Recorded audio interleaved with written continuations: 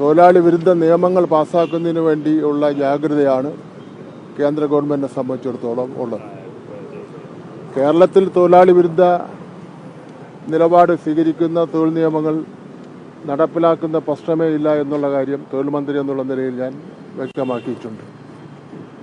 അപ്പം അതുകൊണ്ട് ബഹുമാനപ്പെട്ട കേന്ദ്ര ഗവൺമെൻറ് തൊഴിലാളികളെ വിളിച്ച് സംസാരിക്കണം. എത്ര സംസ്ഥാനങ്ങളിൽ പരിപൂർണമായി പണിമുടക്ക് നടന്നു എന്നുള്ളതല്ല പ്രശ്നം.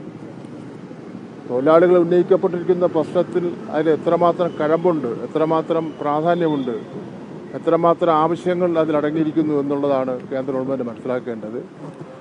മുതലാളിമാർക്കും ഇന്ത്യൻ കുത്തകകൾക്കും സഹായകരമായ നിലപാട് ഒരു കാരണവശാലും സ്വീകരിക്കാൻ വേണ്ടി പാടില്ല.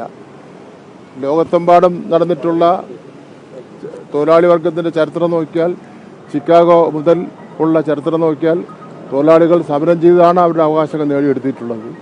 ആ അവകാശങ്ങളൊന്നും ഏതെങ്കിലും ഒരു ഗവൺമെൻറ് വന്ന് അതിനെ തകിടം മറിക്കുന്നതിന് വേണ്ടി അനുവദിക്കുന്നത് ശരിയുമല്ല. ഒരു 6 മാസങ്ങൾക്ക് മുമ്പേ പ്രഖ്യാപിച്ചിട്ടുള്ള സമരമാണ്. ഒരു പ്രാവശ്യം സമരം മാറ്റിവെച്ചിട്ടുള്ളതാണ്. അപ്പോൾ അതുകൊണ്ട് ബോധപൂർവം സമരക്കാർ യാത്രക്കാരെ ദ്രോഹിക്കുന്നു എന്ന് പറയുന്നതിന് വേണ്ടി കഴിയില്ല. കാരണം 6 മാസങ്ങൾക്ക് മുമ്പ് പ്രഖ്യാപിച്ചിട്ടുള്ള സമരമാണ്.